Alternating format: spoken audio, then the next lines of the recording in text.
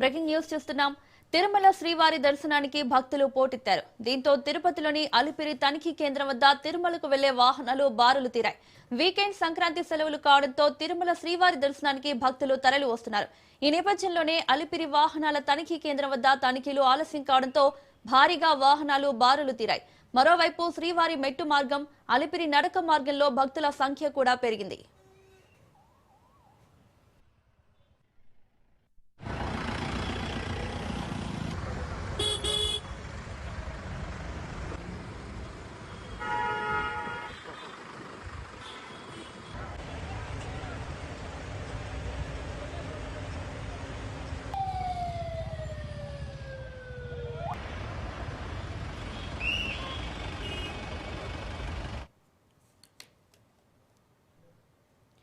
తిరుమల శ్రీవారి దర్శనానికి భక్తులు పోటెత్తారు. దీంతో తిరుపతిలోని అలిపిరి తనిఖీ కేంద్రం వద్ద తిరుమలకు వెళ్లే వాహనాలు బారులు తీరాయి.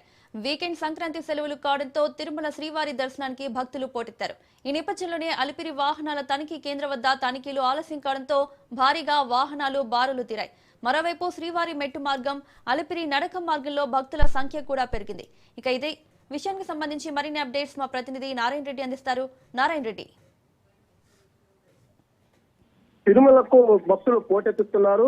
వారాంతపు సెలవులు ఓవైపు, మరోవైపు సంక్రాంతి పండుగ నేపథ్యంలో దేశం నలుమూల నుంచి, వివిధ రాష్ట్రాల నుంచి పెద్ద ఎత్తున భక్తులు తిరుమలకు శ్రీవారి దర్శనార్థం తరలి వస్తున్నారు. ఈ కారణంగా తిరుపతి అలిపిరి సమీపంలో ఉన్న సప్తగిరి వాహనాల తనిఖీ కేంద్రం వాహనాలతో బారులు తీరున్నాయి.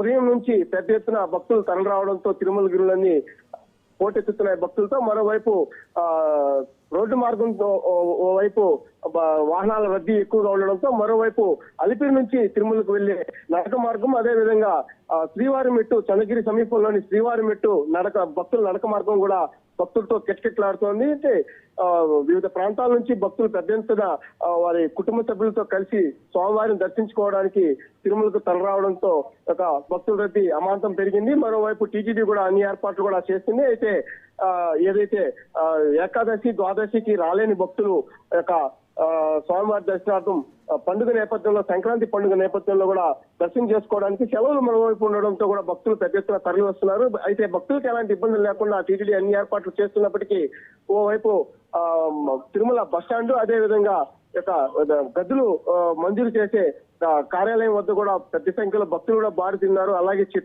చెట్లు కింద, అలాగే షెడ్ల కింద కూడా భక్తులు సేద తీరుతున్నారు. వీరికి నిర్ణీత సమయం లోపల దర్శనం కల్పించేలాగా టీటీడీ ఏర్పాట్లు చేస్తుంది. మరోవైపు లఘు దర్శనం ద్వారా కూడా భక్తులకు దర్శన భాగ్యాన్ని కల్పించేలా కూడా తిరుమల తిరుపతి దేవస్థానం అన్ని రకాల చర్యలు చేపట్టింది. Right Narayana Reddy, thank you.